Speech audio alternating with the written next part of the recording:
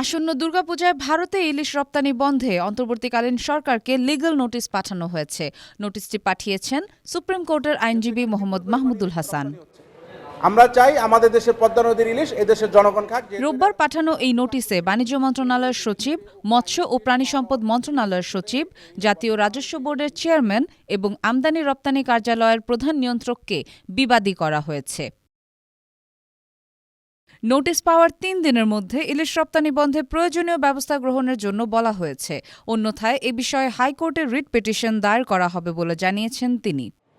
আগামী ৩ দিনের ভিতরে ইন্ডিয়াতে ইলিশ রপ্তানি করার যে অনুমতিপত্র যে সার্কুলার ইস্যু করা হয়েছে সেটা বাতিল করার জন্য, সেটা বন্ধ করার জন্য অনুরোধ করছি। যদি এ বিষয়ে সরকার পদক্ষেপ না নেয় তাহলে আমরা মহামান্য হাইকোর্টে রিট পিটিশন দায়ের করব। নোটিশে বলা হয়েছে ইলিশ একটি সামুদ্রিক মাছ।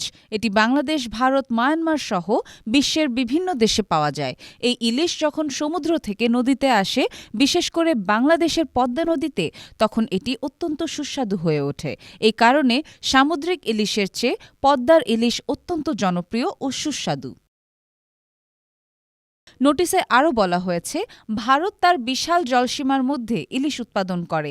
বাংলাদেশ থেকে ইলিশ আমদানির প্রয়োজন নেই, কিন্তু ভারত মূলত বাংলাদেশের পদ্মা নদীর ইলিশ আমদানি করে। এই পরিস্থিতিতে ভারতীয় এজেন্ট ও রপ্তানিকারকরা পদ্মার ইলিশ মাছ মজুত করে এবং সরকারের অনুমতি নিয়ে তা ভারতে রপ্তানি করে।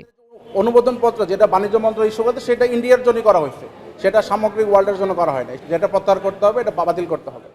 এর ফলে বাংলাদেশের জনগণ পদ্মার ইলিশের অভাবে সামুদ্রিক ইলিশ খেতে বাধ্য হচ্ছে।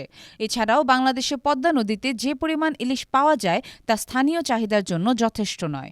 আইনজীবী নোটিশে আরও বলেন, বাংলাদেশের রপ্তানি নীতি ২০২১-২৪ অনুযায়ী ইলিশ রপ্তানিযোগ্য মাছ নয়। তাই বাণিজ্য মন্ত্রণালয় যদি ভারতে ইলিশ রপ্তানির অনুমতি দেয়, তবে তা বাংলাদেশের জনগণের স্বার্থবিরোধী হবে।